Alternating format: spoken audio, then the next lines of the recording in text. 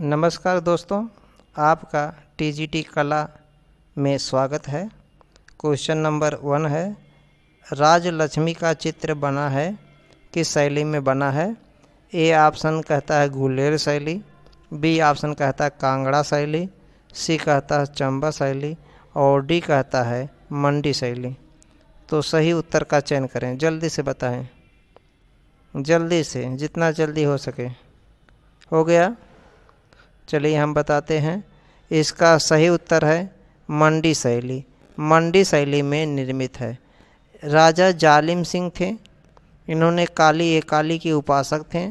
1824 ईस्वी में इन्होंने भित्ति चित्रण का कार्य शुरू किया है।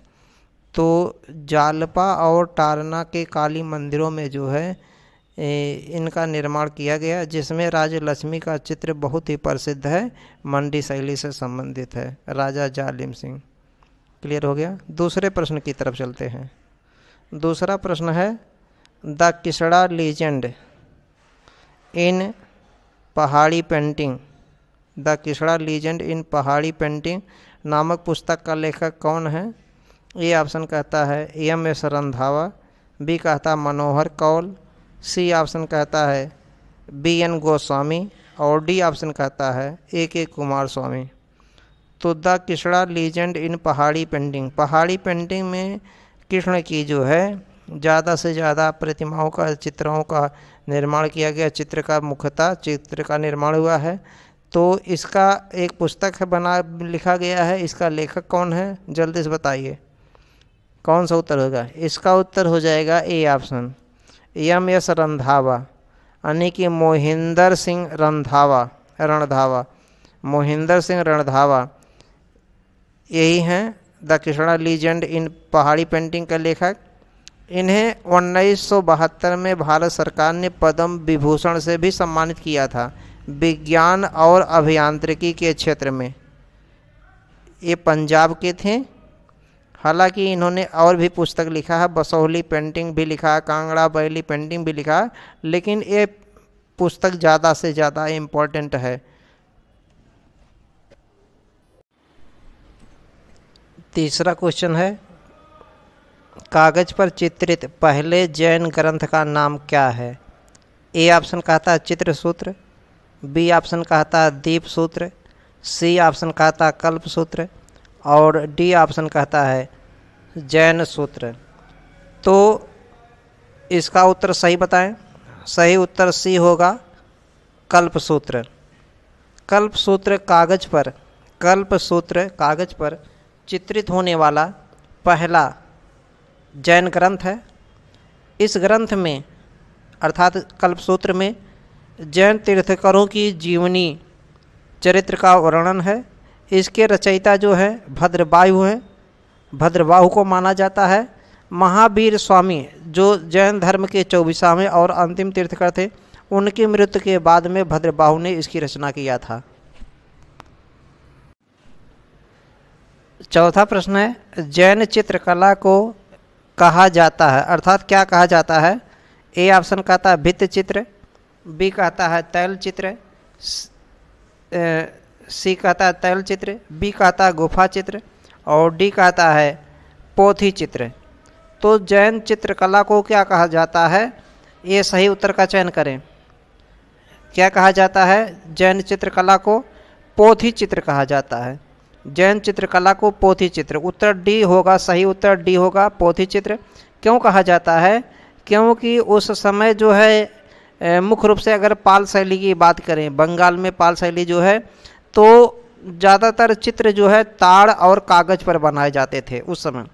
तो जैन चित्रकला को जो है पोथी इसलिए कहा जाता है क्योंकि ज़्यादातर चित्र जो होते थे ये ताड़ के पत्ते पर व कागज़ पर बनाए जाते थे। तो कागज़ पर बनाने के कारण इनको पोथी चित्रण भी कहा जाता है, पोथी चित्र कहा जाता था।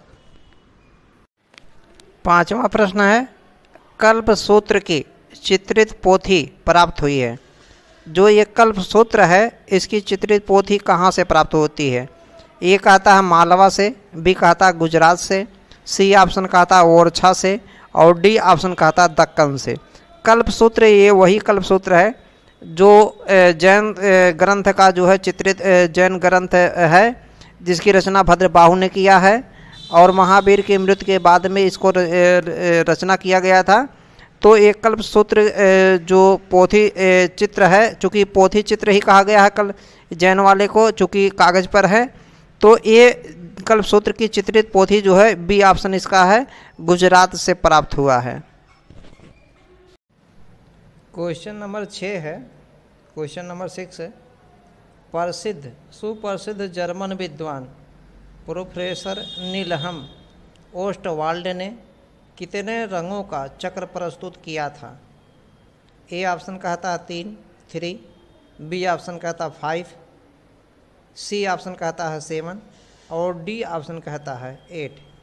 तो प्रसिद्ध जर्मन विद्वान प्रोफेसर नीलहम ओस्टवाल्ड बहुत माने जाने हैं, जर्मनी के हैं, ये भी पूछा जा सकता है। प्रोफेसर नीलहम ओस्टवाल्ड कहाँ के? जर्मनी के हैं। कितने रंगों का चक्र प्रस्तुत किया है? तो इसका उत्तर सही ऑप्शन हो जाएगा, जल्दी से बताएं, डी। कौन सा ऑप्शन होगा? डी मतलब 8 रंगों का चक्र प्रस्तुत किया था। इसके बाद में अगले प्रश्न की ओर हम चलते हैं। क्वेश्चन नंबर 7, क्वेश्चन नंबर 7 है, कौन सा रंग ठंडा होता है? ए ऑप्शन कहता पीला, बी कहता है लाल, सी कहता काला, डी कहता है नीला। कौन सा रंग ठंडा रंग है? तो सही ऑप्शन जल्दी से बताएं, कौन सा होगा?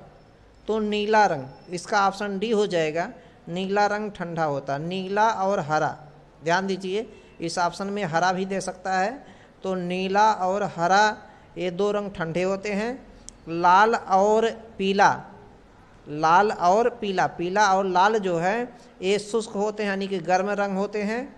और काला है, सफ़ेद है और ग्रे, सफ़ेद और काला, ये जो होते हैं तटस्थ होते हैं, तटस्थ रंग होते हैं, यानी कि निरपेक्ष भी कह सकते हैं। और नीला का विरोधी अगर बात करेंगे तो नीला का विरोधी होगा, कौन सा होगा? नारंगी होगा। ठीक है, इतना समझ में आ गया। क्वेश्चन नंबर 9 है, समरांगण सूत्रधार के रचयिता कौन है? समरांगण सूत्रधार के रचयिता कौन है? तो ए ऑप्शन कहता सोमेश्वर, बी कहता है ऑप्शन नग्नजित, सी ऑप्शन कहता है भोज और डी ऑप्शन कहता है कालिदास। तो समरांगण सूत्रधार के रचयिता कौन है? जल्दी से फटाफट बताएं, कौन सा ऑप्शन है? हो गया? नहीं जान रहे तो छोड़िए, गलत करना ठीक नहीं है और उसे मार सकते हैं, माइनस मार्किंग नहीं है टीजीटी कला में, छोड़ना कोई भी क्वेश्चन नहीं है। तो इसका उत्तर सी हो जाएगा। सी क्या है? सी उत्तर भोज है। ये राजा जो भोज, बहुत नाम प्रसिद्ध सुने होंगे, राजा भोज, कहाँ राजा भोज, कहाँ गंगू तेली, सुने होंगे। तो राजा भोज परमार वंश के 9वें शासक थे। राजा भोज जो थे ये परमार वंश के 9वें शासक थे। ये मालवा की राजधानी, मालवा जो है मध्य प्रदेश में लगता है, एमपी में, मालवा की राजधानी धारा नगरी, इसे धार भी कहा जाता है। मालवा की राजधानी धारा नगरी, और धारा नगरी को धार भी कहा जाता था। यहीं पे थे राजा भोज, धार में ही अपना शासन करते थे। 8वीं शताब्दी से लेकर लगभग 14वीं शताब्दी के पूर्वार्ध तक शासन किया था। यही राजा भोज ने ही भोपाल, जो मध्य प्रदेश की राजधानी है, भोपाल को यही बसाए थे, राजा भोज ने ही बसाया था। और ये एक अच्छे रचयिता भी कार थे, कवि भी थे, और कवि कला में भी रुचि रखते थे। इन्होंने जो है समरांगण सूत्रधार की रचना किया। क्लियर हो गया? अगला प्रश्न है, चित्रकला को किसने चित्रित किया? क्या नाम है? 9वां प्रश्न है, हरिश्चंद्र जो राजा थे, हरिश्चंद्र को किसने चित्रित किया?